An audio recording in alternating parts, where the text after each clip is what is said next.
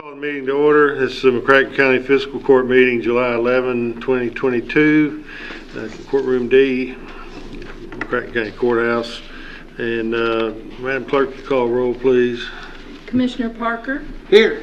Commissioner Jones. I'm here. Commissioner Bartleman. Here. Judge Conn. Here. And Commissioner Bartleman, offer a prayer, please. Let's pray. Father, we just thank you for the blessings of this day. We thank you for the opportunity we have to gather to conduct the business of this county. Pray, Father, you be with us as we make decisions and comments, Father, that will help to further the good in this county and all the good things that we do. Father, we, as always, pray for our first responders who are out there keeping us safe. Just give them safety as they go about their tasks. It's in Jesus' name we pray. Amen. Amen. All right. Stand and join me in the pledge, please. I pledge allegiance to the flag of the United States of America and to the republic for which it stands, one nation, under God, indivisible, with liberty and justice for all. First on the agenda is to approve the consent agenda. It is ordered to approve the consent agenda with item B having been removed and placed on the public agenda for the July 11th, 2022 McCracken County Fiscal Court. So made. Second. All right, any discussion? All in favor, aye. Aye. Opposed, no. That carries. Budget transfers. It is ordered that the necessary cash transfers in the amount of $1,015,000 be made in order to pay county bills and payroll approved July 11th, 2022. So made. Second. Discussion. All in favor, aye. Aye. Opposed, no. That carries. Accounts payable. It is ordered to approve the voucher claims register from June 27th, 2022 to July 11th, 2022 to show county bills in the amount of $1,593,700.16 were paid. So made. Second. Discussion. All in favor, aye. Aye. Opposed, no. That carries. And then under discussion, we have administrative code, a topic of county commissioner expense reimbursement that we've been discussing or looking at for some time now. I don't know if did y'all get any kind of thing in writing? We may have neglected to get out to you. So, have you seen that? This kind of follows along with what some toss-outs have been about what the would be appropriate, I think, expense reimbursement for the commissioners. I think it's all pretty straightforward. You know, the number one, $40 cell phone reimbursement for the county cell phone policy. $25 reimbursement for internet charges. I had struck through that. Well, it doesn't. Yeah, it shows up. It shows up on yours. I struck through that related to remote work because it would be for internet charges, but it would be understood that the reimbursement is for internet charges that are consistent with your need to do work on the internet. My concern was if we said related to remote work, then it would be perhaps a misunderstanding that you need to show proof that whenever you sit down at the keyboard, it was actually for county work. Then there's attendance and participation at community-based events. And fees for local and online training sessions and services, and then the meals, mileage, registration fees. I guess that number 5, that last one is, we've been doing that for some time now for training sessions and meetings out of town, that sort of thing. So this is just an initial kind of guideline to work from. If you gentlemen are good with that, if you want to add it, or if you want to, I don't suppose there's any huge urgency. If you want to look at it, bring it back up the next meeting, or if you're prepared to see what you like, and we'll get it drawn up, the policy drawn up for next meeting to be signed. I'd like to confer a little bit with some neighboring counties and some other fiscal courts, see what they do. So put it off for a couple of weeks, next meeting, one after that. Okay. Anybody see anything on there right now that you either that The, you don't like, or how we do it now is trying to remember the form. Seems like there's a form and there's a breakfast at a set amount, lunch at a set amount, and it's kind of low and we don't keep receipts. Are we changing that to?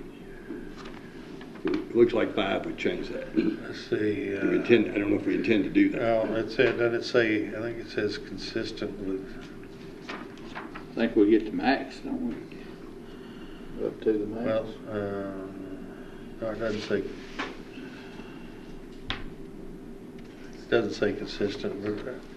But, my thinking was it would still follow those, the administrative code. Well, the state. I guess it's the state, isn't it? The state. I forget what it is. What is it? 12 bucks for breakfast Per diem. or something. Right. 20 something for lunch. Yeah, that's the only change I would recommend, because I don't really, I think that's probably, we ought to keep doing that the way we've been doing it, Yeah. the way Pam taught me to do it.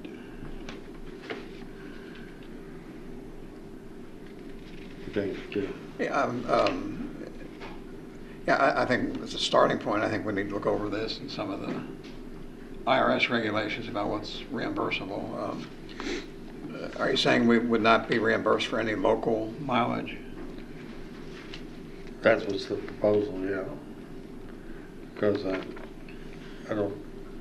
don't believe that it's consistent with the job to be reimbursed for local mileage in town things if you're gonna go drive to downtown a meeting or something. But if you want to add that on there, we add it on.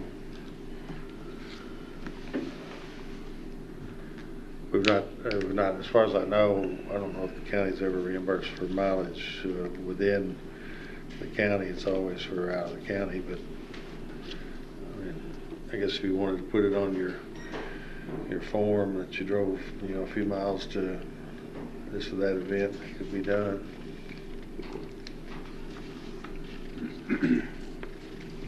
But we can't hit you cold with it. You want to bring it back up?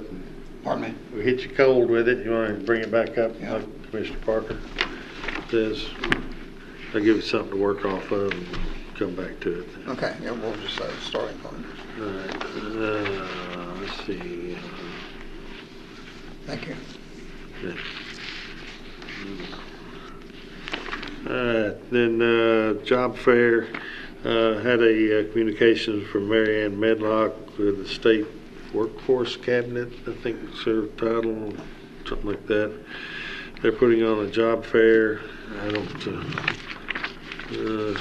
if I look to see when it is, but it's coming up fairly soon. She asked if the county be willing to support with some donation.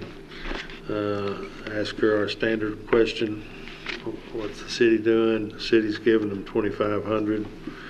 She said if we, and I can't recall now what she said the purpose of or what the $2,500 would go to, but she said if we wanted to give that or a similar amount, that $2,500 would probably cover the lunch for the vendors and participants at the thing. So Did you provide a budget of what all the expenses they have and how much? I know they said there's some things the state will pay for and some things they won't. Have we got that? no, I didn't get any budget from her. The state, I think will pay for it, and they're looking at doing it at Floral Hall possibly if she believes we can get enough people in there. going to be maybe 50 or so vendors, and then, of course, people come to the program. So, I don't know. You know, Vicki, anybody know when the date of the thing is? I think she told me, but I don't. Is it perhaps September 18th? Well, could perhaps be. They're looking at August as a date. They're Oh. looking at August. Oh, yeah, But because, they haven't quite decided yet. They're going to have a meeting around the 19th. yeah, because they wanted it on maybe the 16th of August or something, and it was rented at that time. So, What's the organization that's sponsoring? Who's it? the Kentucky Workforce Cabinet.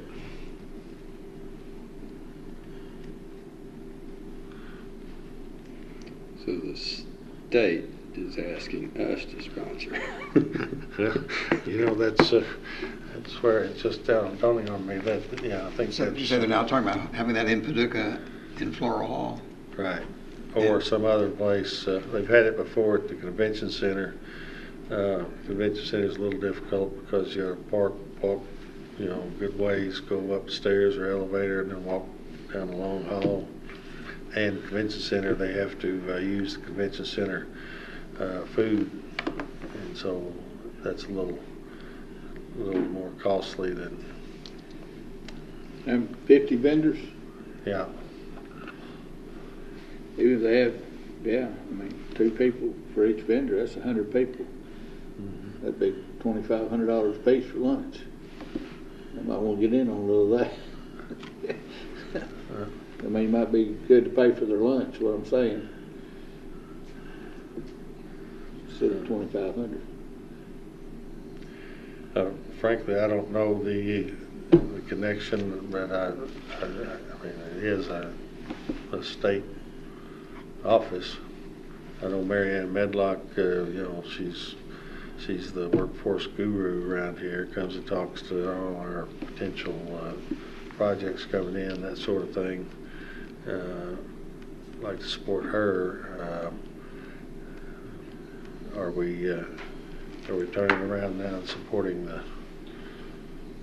state when we're providing them and I guess the state would pay the rental on the floral hall. That's only, what is that, 400 a day? Is that what it is for floral hall? 600. 450. 450. Carson Park is 600. Yeah. So we'd get 450. We'd be contributing 2,500. So $2,050. That's what we would net give him. Wasn't until August, so going to pass on that. I'll get some more information on that. I'll support whatever you end up thinking we need to do at that level or below. I guess It's not a lot of money, but it's a good event. But I think we need to see the budget and what they need the money for, and if they need the money, I think one of the things she talked about was the rent. So if they use Floral Hall, we'd probably count that as part of our contribution. And do we know if it is going to be in Paducah? Last time she said she didn't. Yeah, it's in Paducah. It will definitely be in Paducah. Yeah.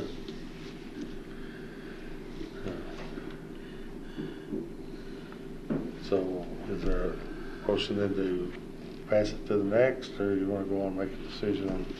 I think we need to go ahead, I'll make a motion to go ahead and support them up to 2,500.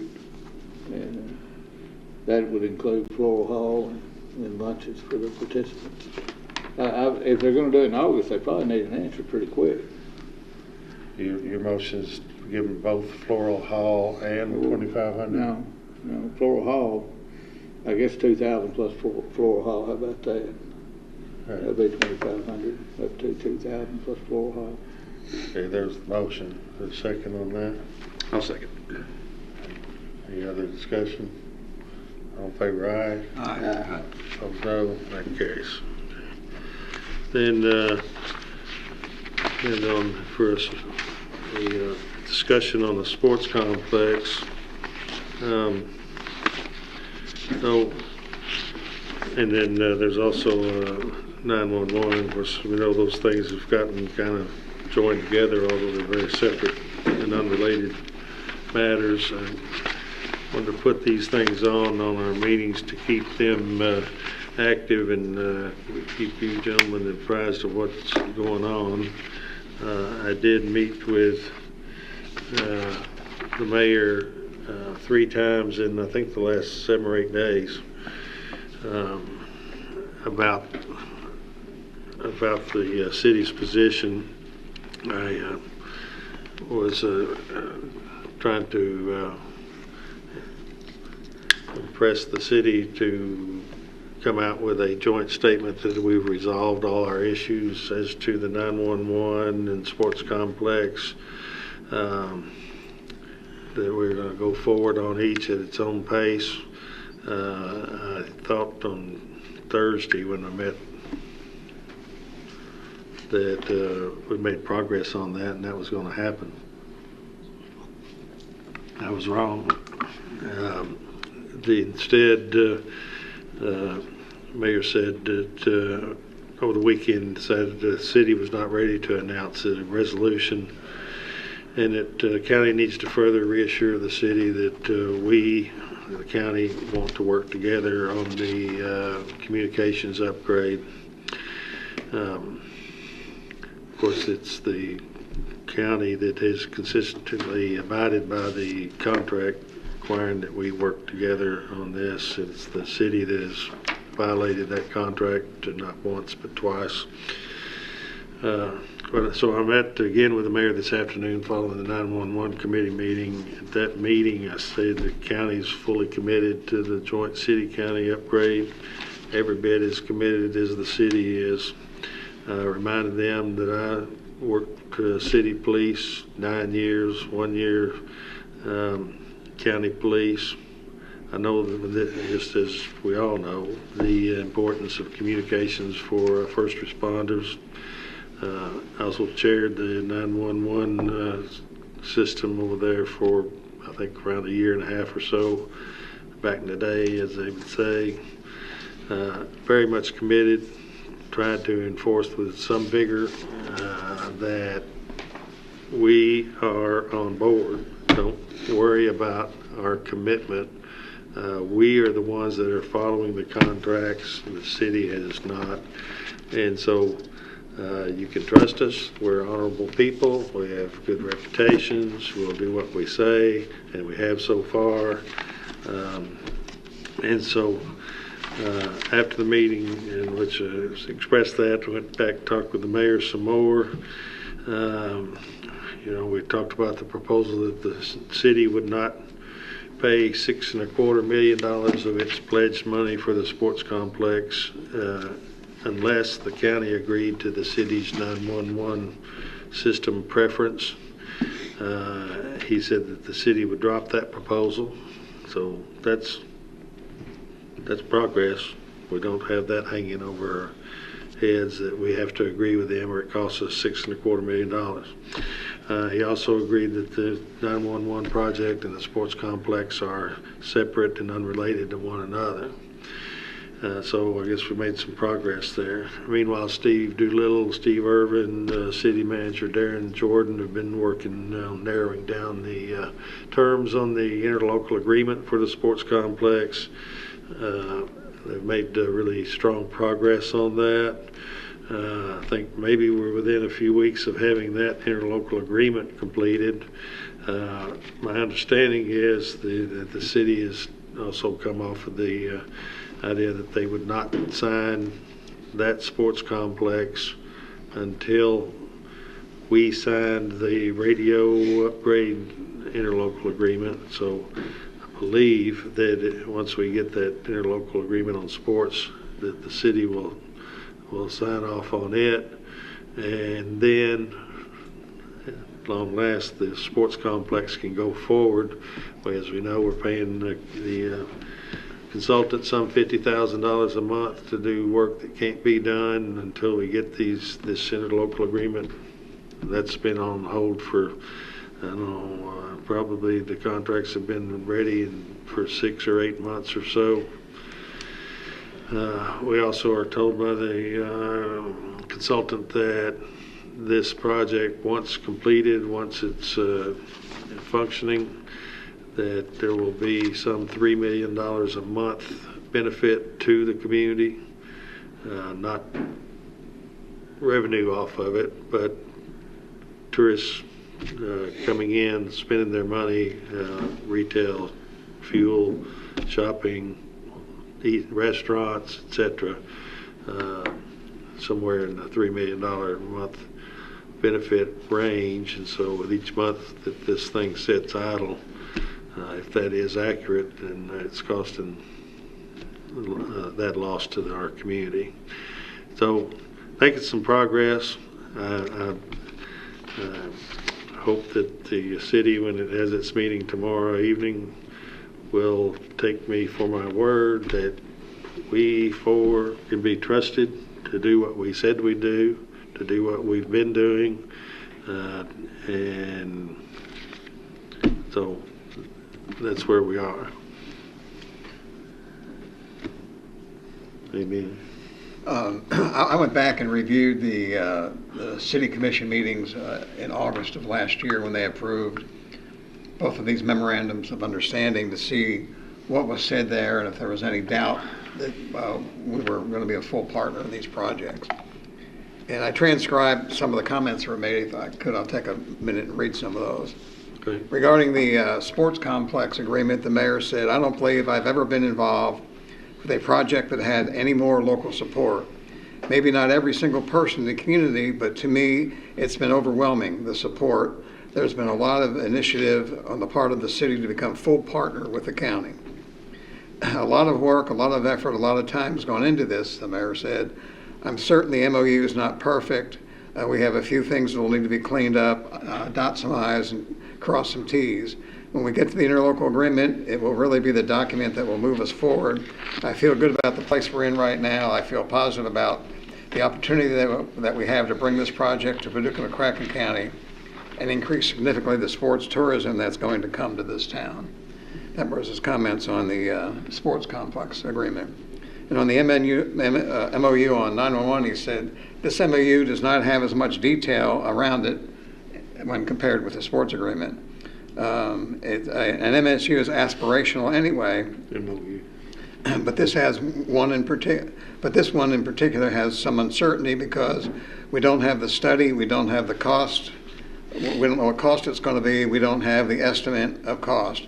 We haven't really gotten into looking at possible new funding. So there's a lot of meat on the bone, as they say, on this particular one. This was an excellent accomplishment by all of us," the mayor said. "In particular, for the county to come with us as full partners in this project is the path forward that they showed us that they would commit, and we are appreciative of their support." So in that meeting, there was no doubt in the mayor's mind, at least the comments he made at that meeting, that we were full partners in this. I think he also made a comment in those meetings I didn't transcribe, but he made comments that these two projects were on different timelines. That, again, he made the comments about a lot of questions still existed on 911, so it would take longer for those to be worked out than what it would be to work out the agreement for the sports complex. And Sandra Wilson made the same comments at the meeting. She said, "We've come a long way on these agreements. I just want us to get to approve this agreement. I don't want to delay." He's talking about the sports complex. "I don't want us to delay anymore because it would just cause us to miss another season. So let's get this thing going." So I think it was clear, at least in August when these were signed, that the city took us at our word that we were going to be full partners in this, and that was our intent. But we need to see the final details before we can sign the other agreement. I would think that they would want to see those details before they sign the agreement too. We didn't ask them to sign a blank sports complex agreement, so I think it's unfair for them to ask us to sign a blank 911 agreement. We're going to agree with that. We just have to decide what's going to be in there. I think it's kind of like, I don't know if this is a good analogy or not, it's kind of like going to the pizza store and you had a lot of choices of different cost pizzas, And if you buy a pizza with the works on it, then when you get it, you take off the anchovies, you take off the pepperoni, you take off the hot peppers, you take off the onions. You wasted a lot of money for things you don't need. And I want to make sure that we don't do that with the 911, that what we have on there is what we need. I mean, it could be when we come to an agreement, there may be things the city would like to have on there that we really don't think are needed on there and we don't need. There may be things that we want on there that would help the county. So I just think there's a lot of work to do on it. We're committed 100% to the project. We just have to see the final agreement, and we're going to come to some agreement. And that's what the MOU said. The Memorandum of Understanding says that we will negotiate the final agreement, that there's nothing written in stone yet. So we're committed 100%, and we need to move forward with the sports complex, as you mentioned, Judge.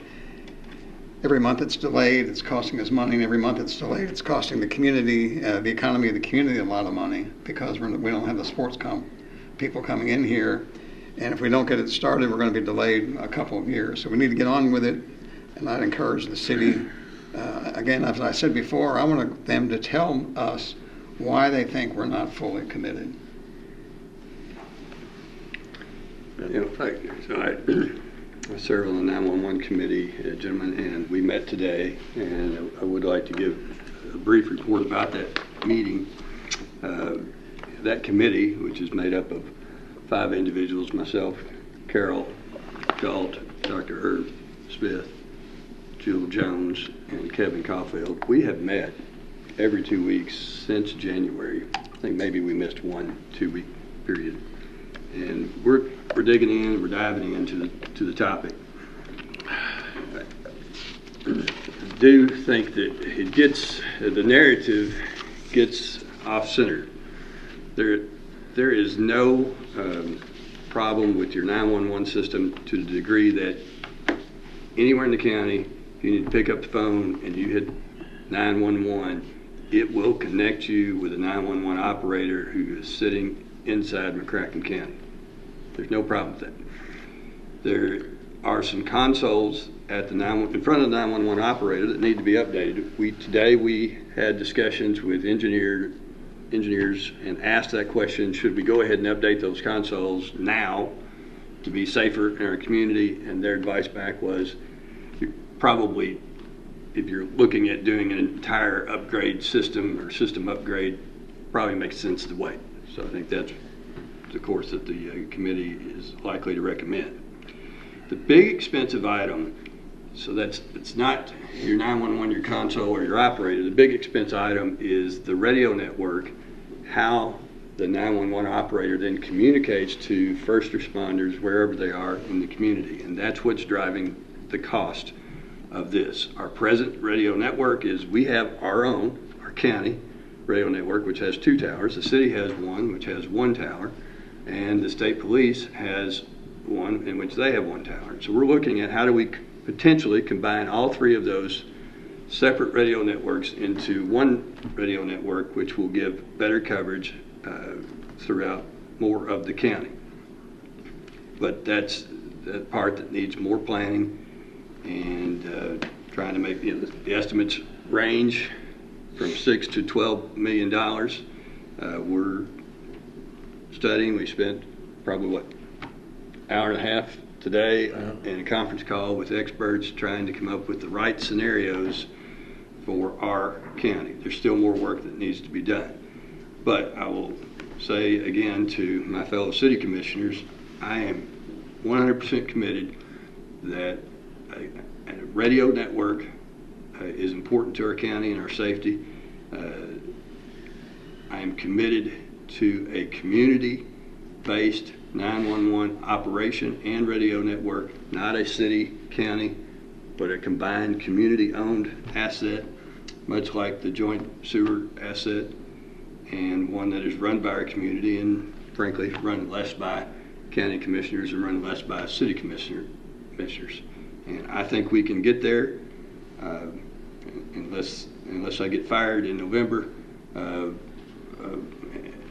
In any event, I want to have a recommendation from that committee from 6 months because I don't want to get fired and be disappointed and leave this job. I want that project finished before I leave. So I'm all in on the right fix. I echo the same thoughts. With as far as the city commissioners, my message to them is that I think myself, the judge, and the other two commissioners are 110% in favor of getting this done. We just have to have more information. And if this was in front of the sportsplex, I think I would look at it and say, let's get this done, get it out of the way, and then move on to the sportsplex. It's not. And we need to go ahead and move on and get the sportsplex done and get this done also as quick as we can.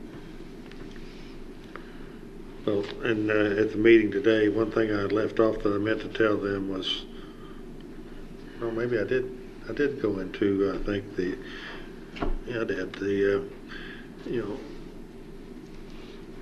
public safety is the number one job of government, and particularly local government, and whatever is number two is way down the list. And so communications for first responders, public safety is essential, a critical part of the job. They can't work without the communications. And so I did tell them in the meeting today, and I told the mayor and the commissioners, the meeting attendants, that we are dead set on providing the communications upgrade, and we're going to put it at the priority. However, it's like everyone else I think said, the sports complex is set on a faster schedule. It's much less complicated. We have a professional consultant that does this across the nation, who's gotten it rolled out and ready to go. We're just stalling by not doing the part of the local government to sign these contracts and get this thing going. So that's why we need to get the sports complex going, because it's ready to move. The communications, the 911 emergency communications is not ready at this time, but it will be soon, as soon as we can get all the information. So hopefully that message helps, and it carries forward. And the commissioners, city commissioners, questioning our motivations, all we've been able to get from the city is they've seen signs that we're not, don't have a sense of urgency that they do, and never can get it more deliberate or more narrowed down than just signs. So anyway, we're doing all we can on that, I think. I think that covers the sports and the 911. Any more discussion about either one of those? Mm-hmm. No. All right, now we've got annexation revenue sharing on for discussion. Put that on there. Commissioner Jones, you had shared some information about your proposal for revenue sharing.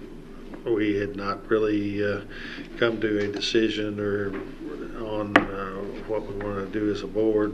I have talked with the mayor several times over the last few months, maybe 6 months, expressing our concern about, really it has narrowed to, I don't know that we have a real concern about the city annexing residential or non-revenue generating properties. The real topic is when the city annexes or takes from the county revenue generating properties that we need to operate our county. And when I talks with the mayor, when he says the city has to grow, the city has to be able to function and pay its bills, my immediate response is, have you noticed that the county had been in an extremely poor financial condition, that the county stepped up and did what we had to do and created some revenue so that we would not go broke. Now that we are not broke and we have a little money to do some things, the city takes our revenue from these projects. And, just wanted to put it on for a discussion to see, and I did, and the last time I talked to the mayor about it, he said he understood the position. Oh, there's this, he and I have had this debate about, they continually refer to it as consensual annexation. And so, yes, it's consensual, but the city creates the incentive to generate the consent. And I gave him an example, I forget what it was. I think that if you ask me to go out here and run around the courthouse 10 times, I'm probably going to say, no, I don't think I'm going to do that. You tell me you'll give me $1,000 a lap, get back out of the way, here I go. And now it's consensual when before it was not. And so the point is that the city can, through incentives, you give a business, hey, we'll pay, you don't have to pay your city tax for 6 months. We'll collect your garbage. You don't have to pay the payroll tax, whatever. And the business says, no, I think I'm fine where I am. Well, okay, how about you don't pay it for a year, and we'll do this and we'll do that. At some point, a business is going to say, yeah, I'll do it for that. And so that's where we are. That's what makes it consensual, is through high levels of incentive. And actually, of course, what happens is the city forgives the payments to the city from this property being annexed, this revenue generating business, let's say. We were collecting some tax revenue from that at half the amount that the city is going to charge when it does start charging back the revenue. And so what actually happens during the period of the incentives is the county loses that revenue, the city loses that revenue, and then at some point comes the break even in 6 months or a year, where the business owner then starts having to pay, the incentives drop off.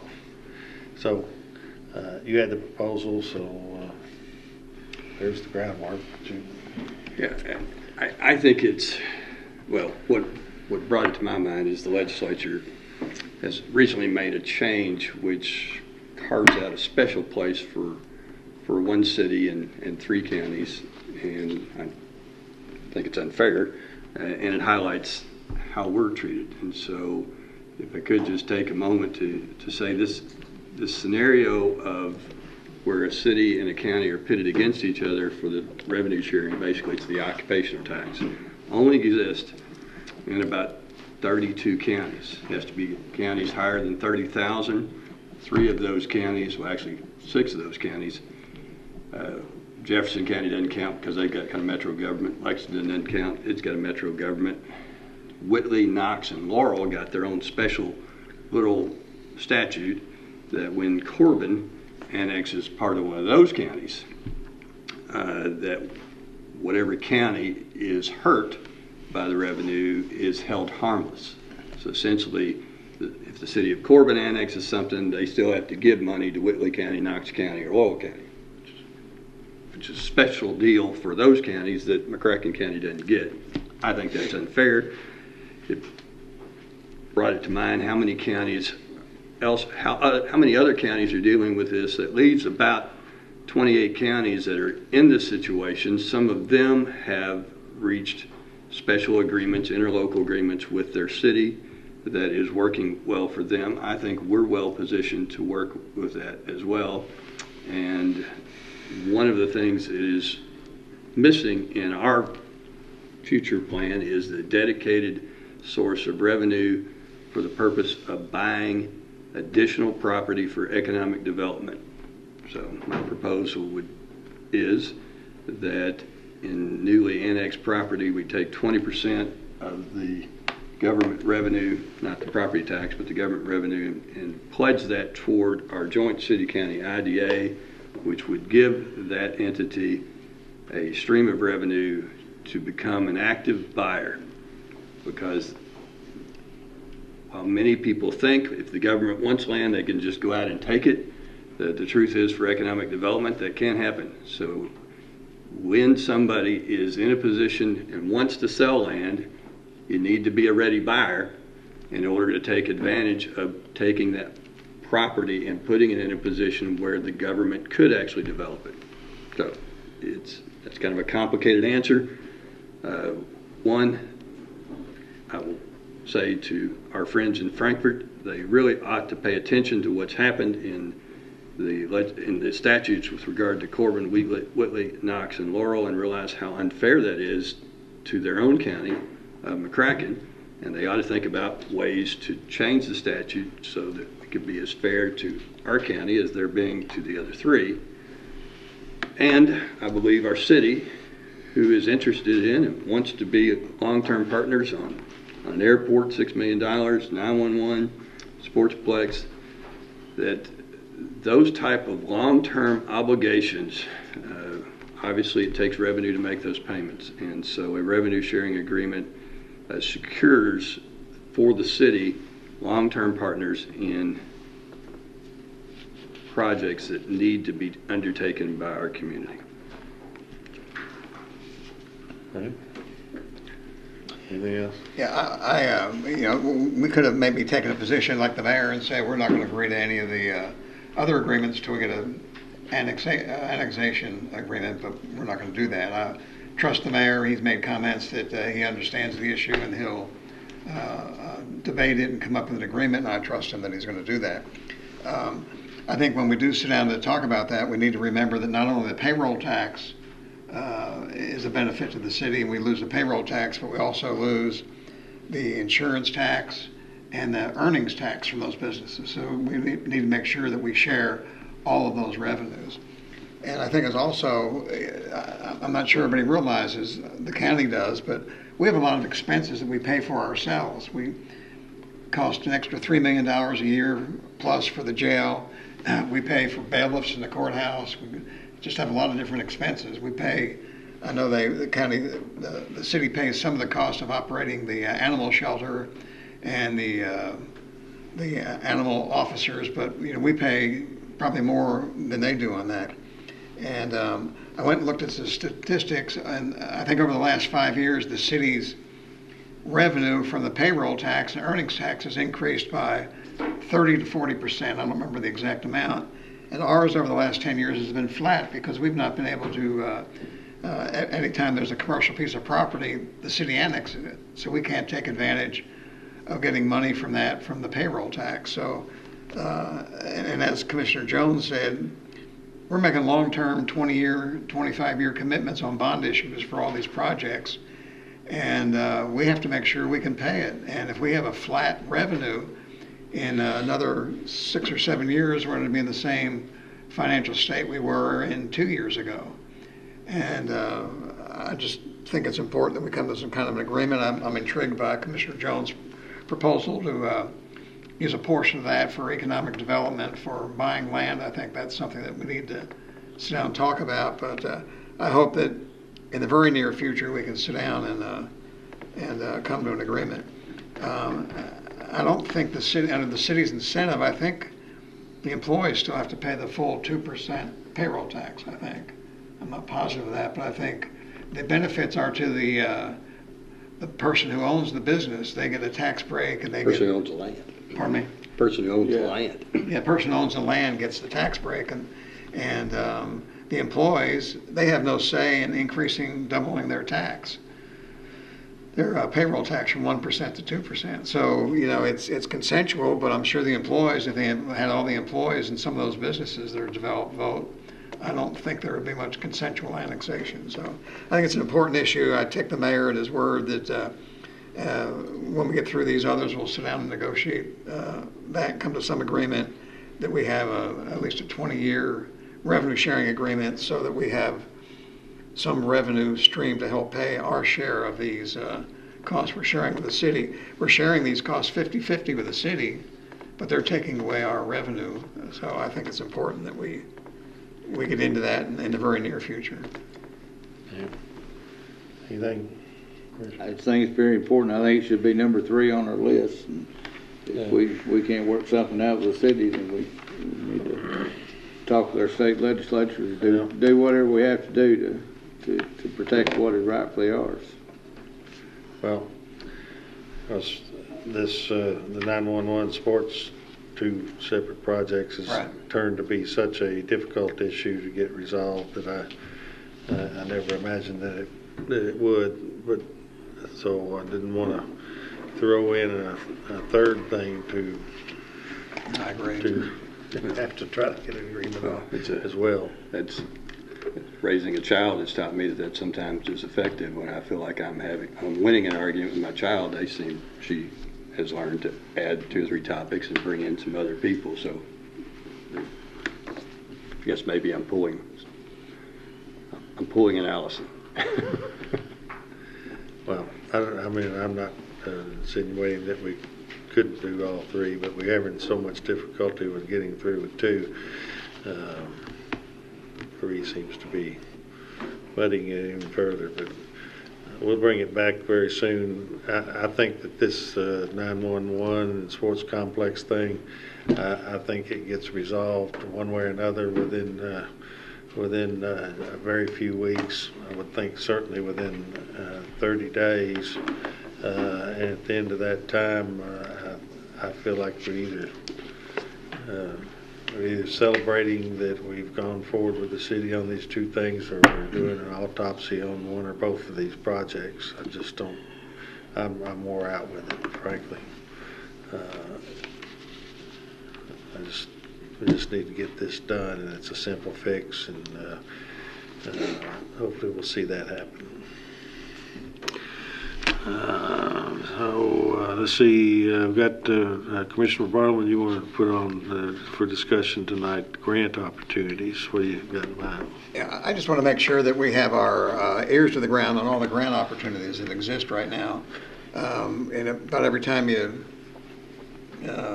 read your email or read the newspaper, when the newspaper reports it regarding grant opportunities, people are getting grants all over the place.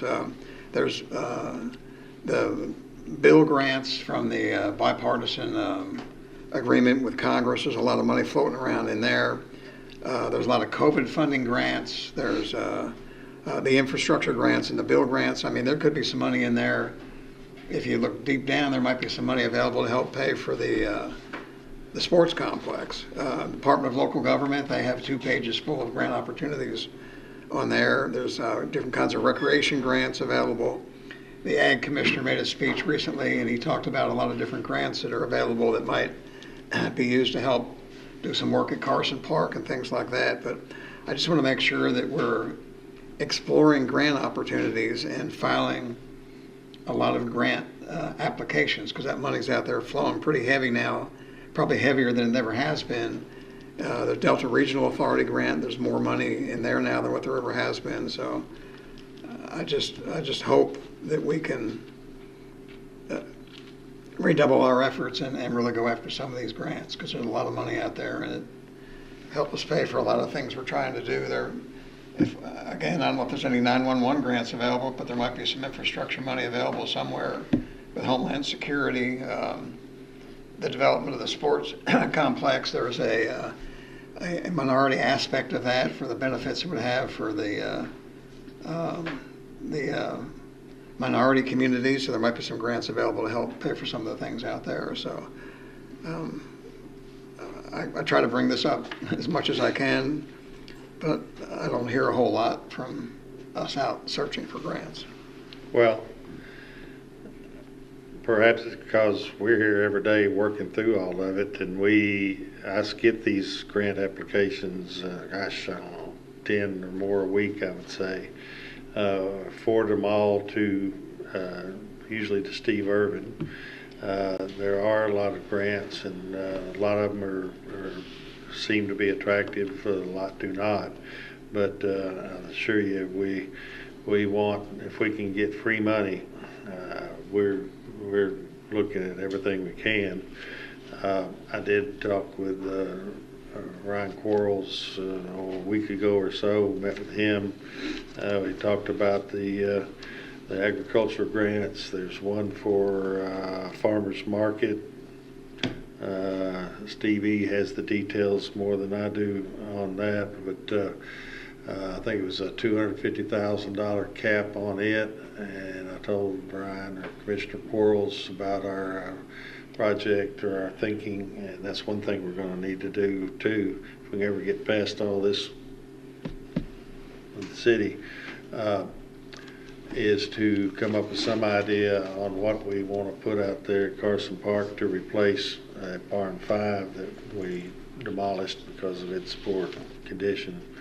That 250 was, I want to say maybe, I don't remember if it was a 50-50 match, but anyway, we're probably looking at $1 million expense to put some building out there, and so that would be cover a quarter of it. And then there's another through the agriculture. It's just it's a county fair grant. I think the cap on it was $100,000. I told Commissioner Quarles we were interested in that money as well, and so I don't know if we've gotten the paperwork in the forms yet or not, but if we haven't, that'll be coming very soon. We'll get those filled out. Stevie, did you want to go into any other things on that? Or? No, both those grants are due October 1st. October 1st. There's quite a bit of planning that has to take place before those applications would even be made. Typically, you have to have some kind of estimates of cost and a plan of what you're going to build. So. Yeah. We do need to put on, I don't know what y'all have in mind, but maybe get some information together on, the details on what we think we would want out there for that structure, and start kind of gathering that information. And of course, building materials are at their highest, I guess, right now that they've been in a long time. So maybe it makes sense to wait a little while. Maybe it doesn't. I don't know. Probably makes better sense to apply, but we got to know what we're going to build. We can't just say, hey, we'd like to have $250,000, and you give it to us, we'll build something really nice. So we'll continue to work hard on finding the grants and putting them into good things. But if y'all want to, in your spare time, you're looking at projects, barns, pole barns. To me, it's attractive, I think, to look at what you call a free span, I guess it is, building where there's not support posts in the middle. I'm sure they're more expensive, but being a horse park and the requirements under the maintaining that park, that it be used for agriculture or particularly equestrian use. If we could build that thing out to where it could be maybe an indoor riding area along with, bringing in vendors to set up. There's some pretty cool things that go on in either county fairs or just in general. Vendors coming in. I don't want to be out there selling socks and underwear. I want to be out there selling, cool stuff. Things that people will travel out there and be interested in. Maybe it'd be equestrian thing. Maybe it'd be theme-based vendors or something like that. But we're creative enough we can come up with some things like that. But, so that's the rambling on that. That's good news. We're looking into that. That's glad to hear that. And then again, there might be some other infrastructure grants available to help other stuff too if we dig into those. Hey, well, we won't let a grant, we haven't been letting a grant opportunity go by that we haven't at least explored. And, there was something that came through just very recently, and I can't remember now. Carson Park Road.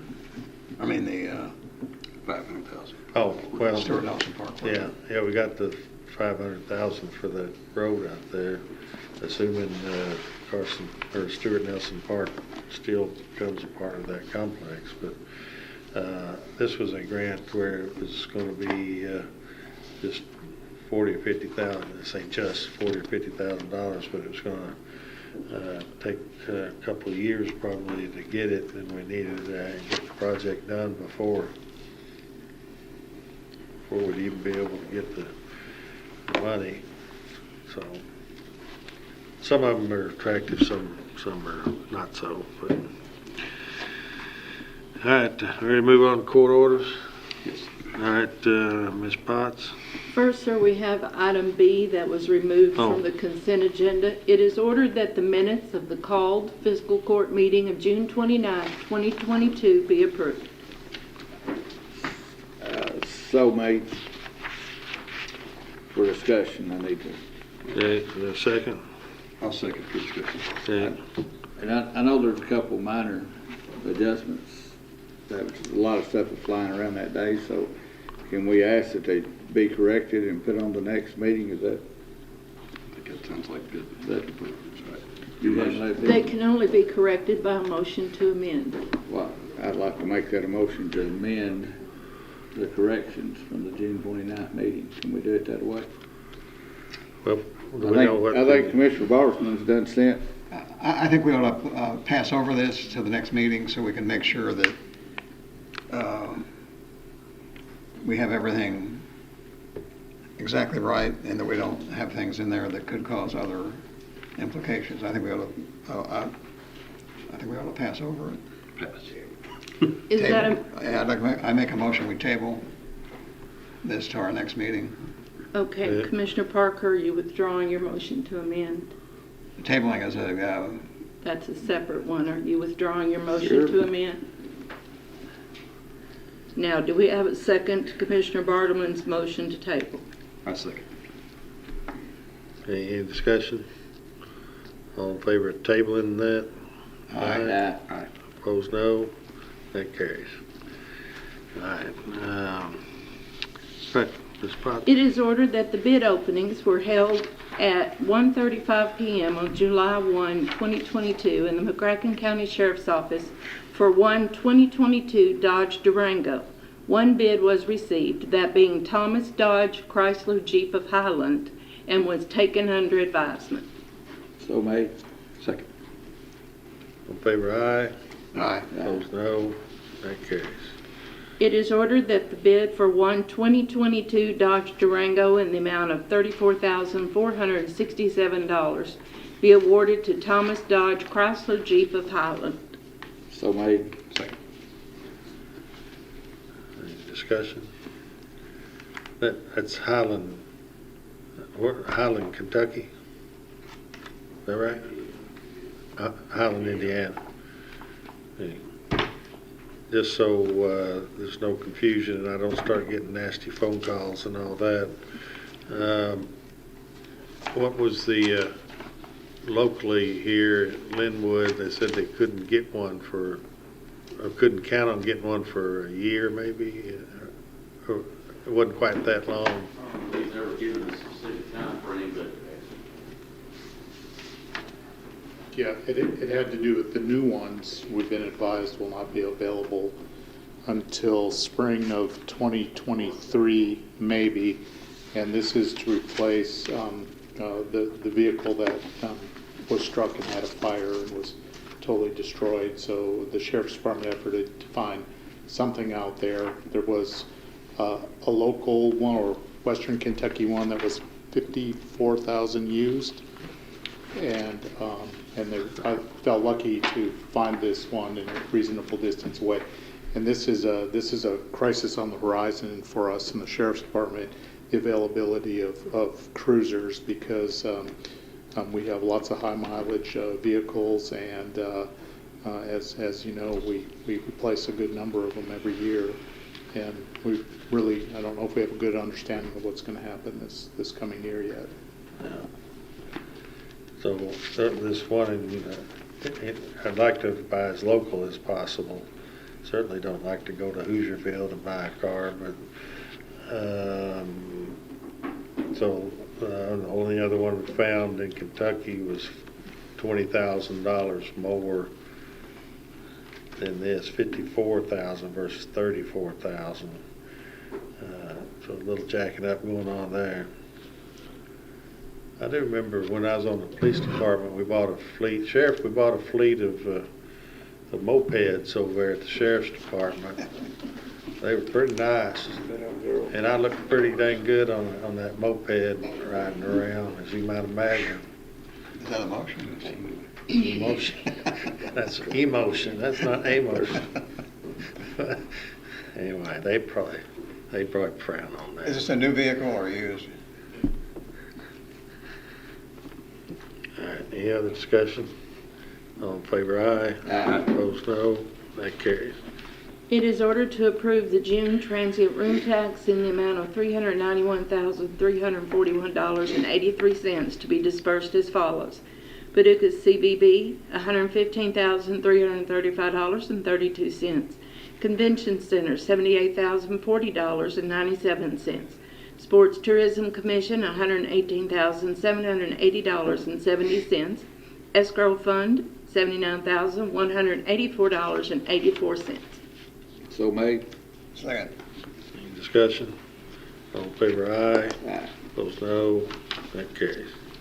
It is ordered that the amount of $58,766.67 be paid to Bill Dunn, McCracken County Property Valuation Administrator, same being the first installment of the county's statutory obligation to the PVA for fiscal year 2022-2023 based on certified assessment. So made. Second. Discussion. All in favor, aye. Aye. Opposed, no. That carries.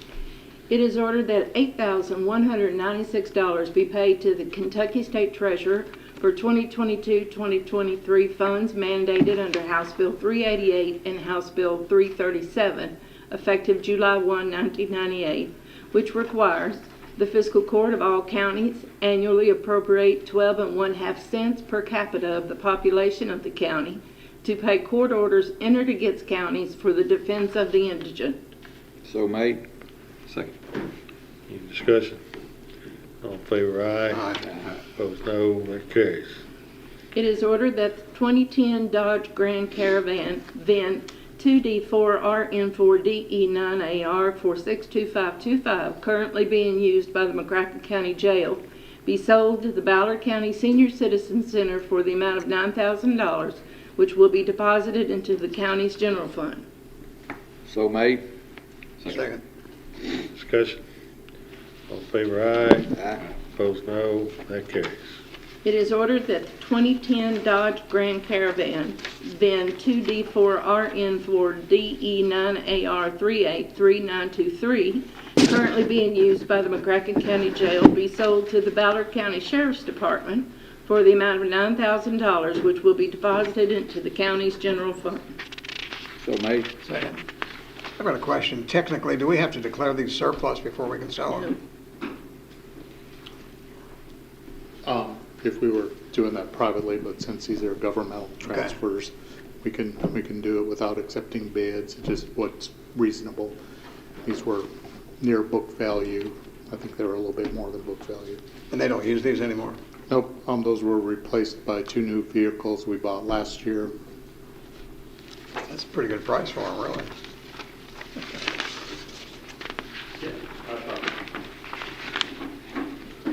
All in favor, aye. Aye. Opposed, no. That carries.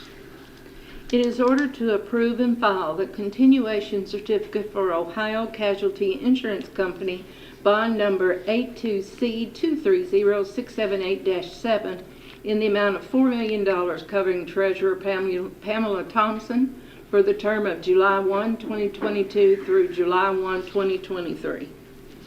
So made. Second. Any discussion? All in favor, aye. Aye. Opposed, no. That carries. It is ordered that the McCracken County Planning Commission members be paid $100 per month plus $100 for each training session they attend. So made. Second. Discussion. All in favor, aye. Aye. Opposed, no. That carries. It is ordered that the McCracken County Board of Adjustment members be paid $100 for every meeting they attend plus $100 for each training session they attend. So made. Second. Discussion. All in favor, aye. Aye. Opposed, no. That carries. It is ordered to receive and record the executive order appointing Ryan Norman, as the McCracken County Sheriff effective August 1st, 2022. So made. Second. All in favor, aye. Aye. Opposed, no. That carries. It is ordered to receive and record the executive order appointing Jamie Husky as the McCracken County Clerk effective August 1, 2022. So made. Second. Any discussion? All in favor, aye. Aye. Opposed, no. That carries. We have a late order per approval by the Fiscal Court on May 24th, 2021. Attached as Exhibit A is the list of sheriff employees whose pay will be adjusted effective July 23, 2022 related to civil process server ad pay. And the attached list I laid before you before the meeting. So made. Second. Any discussion? So what's this mean? This means, Years ago, we had an order that paid deputies that served papers a per amount, and I forget what the fee was, $4 per. In our new payroll system, we had to convert everything to a per hour sort of thing. So if you'll remember, there's a previous order that set forth brackets if you serve this many papers.